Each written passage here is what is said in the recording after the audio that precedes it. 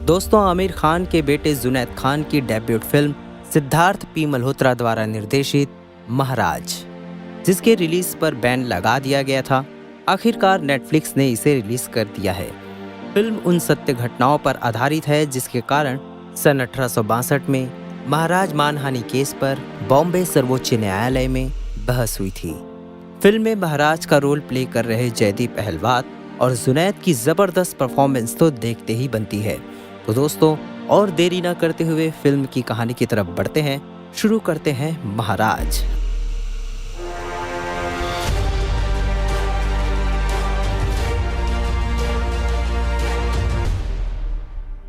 सन 1832 के एक गांव वडाल में एक वैष्णव परिवार में मूलजी जीवराज के यहाँ उनके पुत्र का जन्म होता है, जिसका नाम करसन दास रखा जाता है। करसन बहुत ही जिज्ञासु बच्चा होता है। वह जैसे जैसे बड़ा होता है उसके अनोखे और रोचक सवाल भी बढ़ते जाते हैं। जब नटखट चंचल बालक करसन 10 साल का होता है तभी उसकी माँ उसे छोड़कर चली जाती है। करसन के पिता दूसरी शादी कर लेते हैं। करसन के मामा उसे गांव से अपने साथ शहर ले आते हैं। दोस्तों, 18वीं शताब्दी में 7 द्वीपों से बना शहर बॉम्बे, जो कि एक अंग्रेज राजा को दहेज में मिला था, जिसे राजा ने ईस्ट इंडिया कंपनी को 10 पाउंड सालाना में किराए पर दिया।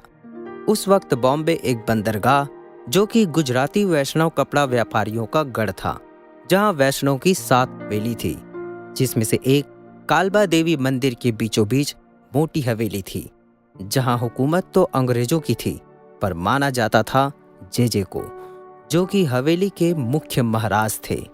हवेली के पास ही करसन के मामा का घर होता है, जहां करसन वैष्णव परिवार के संस्कार और भावों के प्यार के साथ बड़ा होता है।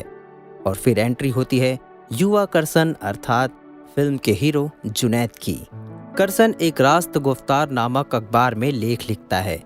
करसन की क्रांतिकारी सोच, जात पात से परे समाज की कुरीतियों पर सवाल उठाने वाले लेखों को न केवल आम जनता बल्कि बड़े बड़े क्रांतिकारी भी उसके लेखों को पढ़ने लगते हैं। अगले सीन में होली का दिन होता है।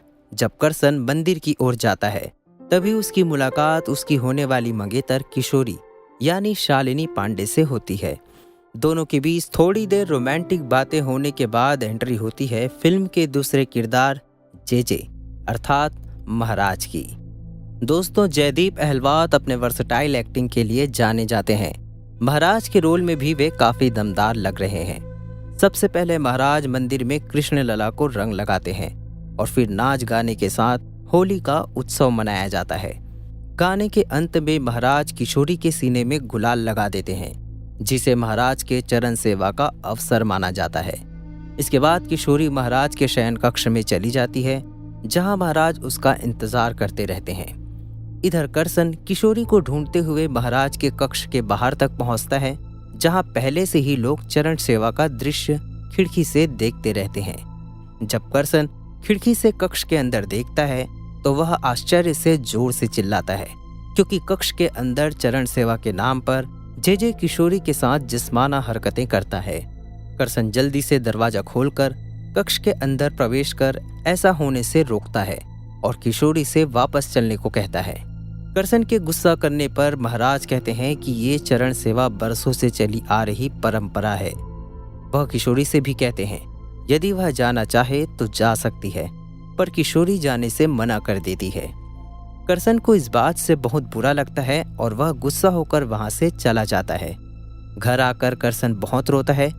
अगले दिन किशोरी करसन से मिलती है, पर करसन किशोरी से नाराज होता है। किशोरी को लगता है कि उसने कुछ गलत नहीं किया, बल्कि श्रद्धा से रिवाजों का पालन किया है। करसन उसे समझाने की कोशिश करता है कि महाराज रिवाज और धर्म के नाम पर उसका और उसके जैसे बाकी लड़कियों का इस्तेमाल कर रहा है। किशोरी कहती है कि आज तुम्हारी माँ जिंदा होती तो शायद तुम्हारी बहन को भी खुशी खुशी चरण सेवा के लिए भेज देती। इस बात से करसन गुस्सा होकर किशोरी पर हाथ उठाने की कोशिश करता है। करसन कहता है कि पंचायत में जुर्माना भरकर यह सगाई तोड़ देगा और उनका रिश्ता वहीं खत्म हो जाता है। दुखी किशोरी जेजे के पास वापस जाकर उसे रोते हुए करसन से रिश्ता टूटने की बात बताती है। जेजे कहता है कि वह मूर्ख है, तुम चिंता ना करो, जो होता है अच्छे के लिए होता है। इन आंसुओं से तुम्हारे पुण्य और निखर जाएंगे। आज से तुम हमारे लिए खास हो। किशोरी के साथ रात बिताने के बाद किशोरी अगले दिन वहां की दासी से जेजे को पूछते हुए वह दूसरे कक्ष की तरफ जाती है, जहां जेजे सेवा के नाम पर किशोरी के बहन को ही अपना शिकार बनाते रहता है। तभी किशोरी दरवाजा खोलकर अपनी बहन को वहां से भगा देती है और उसे जेजे के असली रूप का पता चल जाता है कि वह किस तरह परंपरा के नाम पर लड़कियों का फायदा उठाता है। वह अपनी बहन को घर लाकर उसे बताती है कि उसके इस गलती के कारण करसन ने उससे रिश्ता तोड़ दिया है, जिसकी खबर किशोरी के माँ बाप को भी नहीं होती। किशोरी को लगता है कि उसने करसन को हमेशा के लिए खो दिया है। इधर करसन के मामा करसन को चिल्लाते हुए कहते हैं कि तुम्हारे इस समाज सुधारक सोच के कारण तुम्हारे परिवार और किशोरी के परिवार वाले समाज में मुंह दिखाने के काबिल नहीं रहे। तभी उसकी भाभो किशोरी से विवाह करने की बात कहती है, पर करसन इससे साफ इनकार कर देता है। दोनों मामा भांजे में तीखी बहस होती है, जिसके चलते भाभो करसन को घर से निकल जाने को कहती है और करसन घर छोड़कर चला जाता है। इधर हवेली के प्रांगण में एक आदमी रोते हुए जेजे के पास आता है और उससे कहता है कि उसकी बहन लीलावती द्वारका में चरण सेवा के चलते पेट से है। वह जेजे के बच्चे की मां बनने वाली है। जेजे कहता है कि वह एक डॉक्टर को जानता है। लीलावती को उस डॉक्टर के पास ले जाकर बच्चा गिरवा दो, जिससे लीलावती का भाई क्रोधित हो जाता है। पर लीलावती उल्टे जेजे से माफी मांगते हुए बच्चे को जन्म देने की बात कहती है। जेजे लीलावती को एक प्रसाद का लड्डू खिलाकर दोनों को वहां से भेज देता है। बाहर बारिश होते रहती है और करसन रास्ते से गुजरते वक्त दोनों भाई बहन को देख लेता है। गर्भवती लीलावती की हालत ठीक नहीं होती। उसका भाई मदद के लिए गुहार लगाता है। करसन मदद के लिए आगे आता है और लीलावती को हॉस्पिटल ले जाने के लिए एक हाथ गाड़ी की व्यवस्था करता है। वह मदद के लिए घरों के दरवाजे खटखटाता है, पर सभी अपने दरवाजे बंद कर देते हैं। तभी उसकी मुलाकात हवेली के ही लाल वांजी महाराज से होती है। वह उनसे इस घटना का जिक्र करता है और इसके खिलाफ आवाज उठाने की बात कहता है। तब महाराज करसन को बताते हैं कि यह हवेली ऐसे ही कितनों को निकल चुकी है। वे कहते हैं कि यदुनाथ महाराज के कारण ही हवेली में धन आया है। उनका संप्रदाय बहुत बड़ा है, लाखों लोग उनके साथ जुड़े हुए हैं। उनके ताकत के सामने हमें झुकना ही पड़ता है। जेजे के खिलाफ लड़ने के लिए वे करसन को ही प्रेरित करते हैं। करसन इस विषय में बात करने के लिए नवरोज जी भाई के पास जाते हैं, जो कि रास्ता गुफ्तार अखबार के मालिक होते हैं। नवरोज जी भाई करसन को समझाते हैं और कहते हैं कि किशोरी यहाँ आई थी, तुमने उसकी गलती तो उसे बता दी, पर उसे सुधरने का मौका नहीं दिया। तभी एक व्यक्ति भागते हुए करसन को चिल्लाते हुए आता है। करसन उसके साथ जाता है और देखता है कि बहुत भीड़ लगी हुई है। पता चलता है कि किशोरी ने कुएं में कूदकर अपनी जान दे दी है। करसन किशोरी को याद करते हुए बहुत रोता है। तभी किशोरी की बहन करसन को एक चिट्ठी ला कर देती है, जो किशोरी करसन के लिए छोड़ जाती है, जिसमें वह लिखती है कि मैं इंसान और भगवान के बीच का अंतर नहीं समझ पाई। मुझे अपने किए पर पछतावा है। तुमसे नजर मिलाने के मैं काबिल नहीं, इसलिए मैं अपनी जान दे रही हूँ। मैं जेजे की असलियत जान चुकी हूँ और उसका असली चेहरा तुम्हें समाज के सामने लाना ही होगा, तभी मेरे आत्मा को शांति मिलेगी। अगले सीन में करसन महाराज को ललकारते हुए उसके पास जाता है और उसके खिलाफ आवाज उठाने की बात कहता है। महाराज अपने पद और ताकत का रौब दिखाते हुए सनातन धर्म के नाम पर करसन पर तंज कसता है, पर करसन नहीं डरता और पूरी हिम्मत के साथ महाराज के खिलाफ लिखने, उनका असलियत पूरे समाज के सामने लाने का वादा करता है। और अगले ही दिन करसन महाराज के खिलाफ लेख लिखता है, पर उसके ही अखबार वाले उसके लेख को छापने से मना कर देते हैं। पर करसन पीछे नहीं हटता और खुद का ही एक अखबार प्रकाशन खोल लेता है। करसन अपनी पहली लेख की प्रतियां छापता है, पर वह प्रतियां लोगों तक पहुंचने से पहले ही महाराज के आदमियों द्वारा जला दी जाती है। और महाराज यह फैसला लेते हैं कि जब तक करसन गिड़गिड़ाकर उनसे माफी नहीं मांग लेता, तब तक मंगला दर्शन के लिए हवेली के दरवाजे बंद रहेंगे। महाराज यह फैसला जानबूझ कर लेते हैं, क्योंकि उन्हें पता है कि समाज के लोग बिना मंगला दर्शन के भोजन नहीं करते और उनके भूख से विवश होकर करसन को झुकना ही पड़ेगा। समाज के लोग यह सूचना देखकर करसन को लेकर काफी शोर मचाते हैं और तभी करसन भगवान की तस्वीर लेकर लोगों के बीच आता है। वह लोगों को समझाता है कि भगवान के दर्शन नहीं होते तो भी उनका नाम लेकर भोजन ग्रहण किया जा सकता है।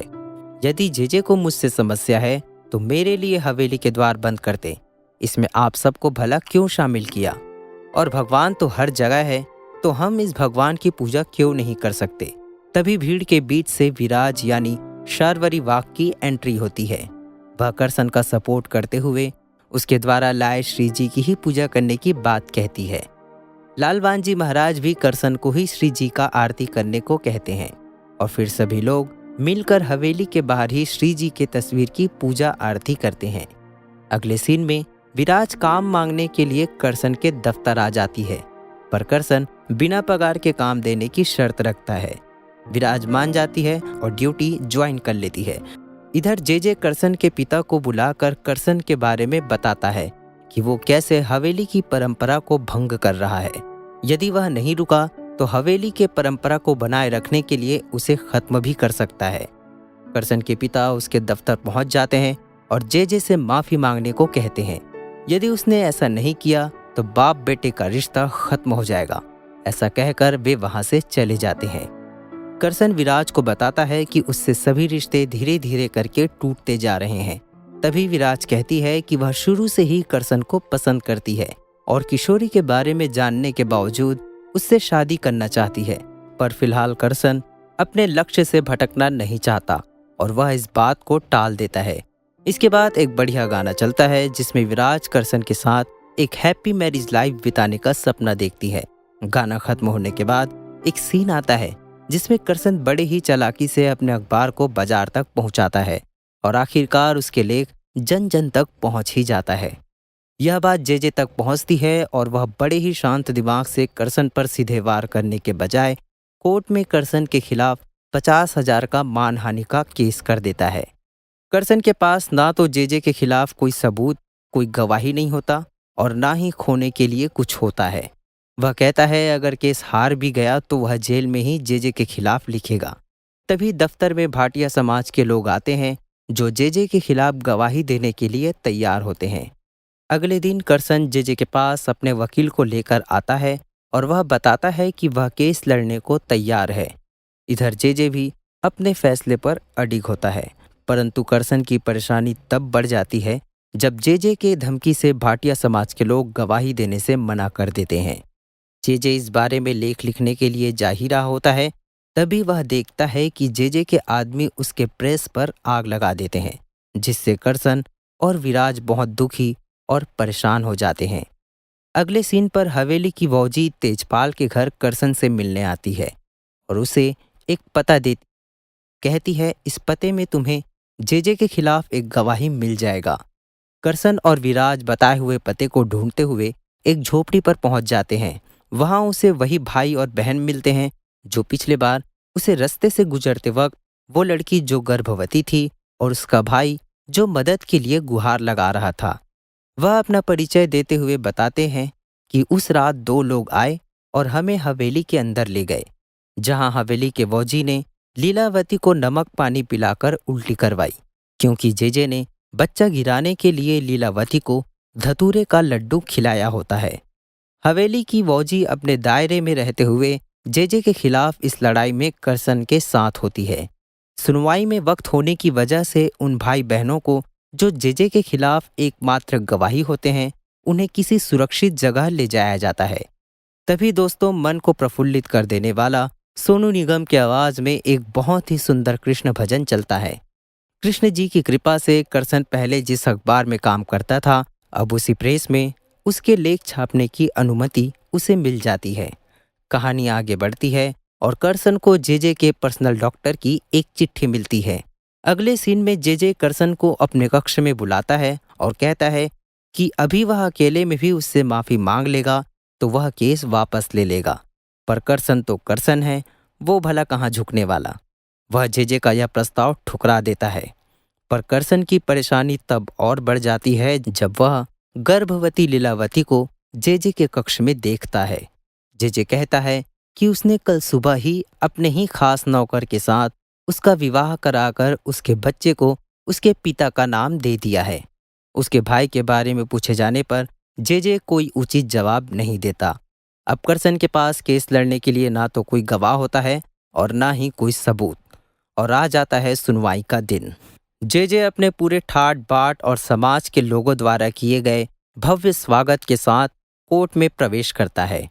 कोर्ट में जे ना तो कटघरे में जाते हैं और ना ही गीता पे हाथ रखकर कसम खाते हैं।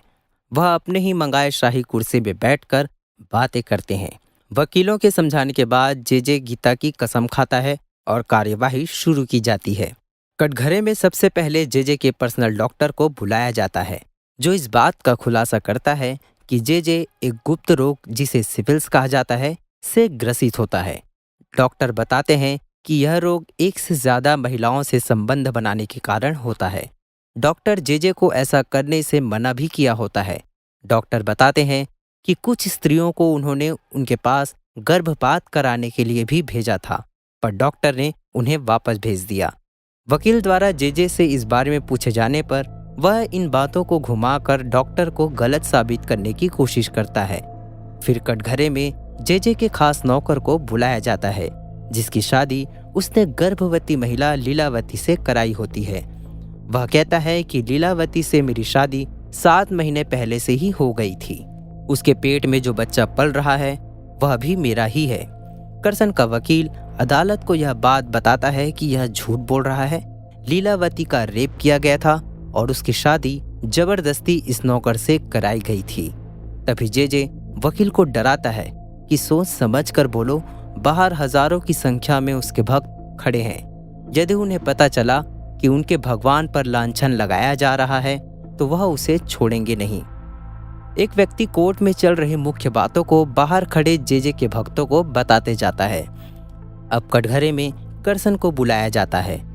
करसन से उसका वकील चरण सेवा के बारे में पूछता है कि यह क्या होता है। करसन कहता है कि इसका मतलब पर स्त्री से संभोग करना होता है और कुछ उचित मूल्य का भुगतान कर इस संभोग के दृश्य को खिड़की से देख भी सकते हैं। इसके बाद जे परंपरा का नाम लेकर इस चरण सेवा के द्वारा भक्तों को मोक्ष का अनुभव कराने का दावा करते हैं। इसके बाद जे का वकील करसन पर आरोप लगाता है कि वह जे के खिलाफ इसलिए है क्योंकि वह नाम और पैसा चाहता है।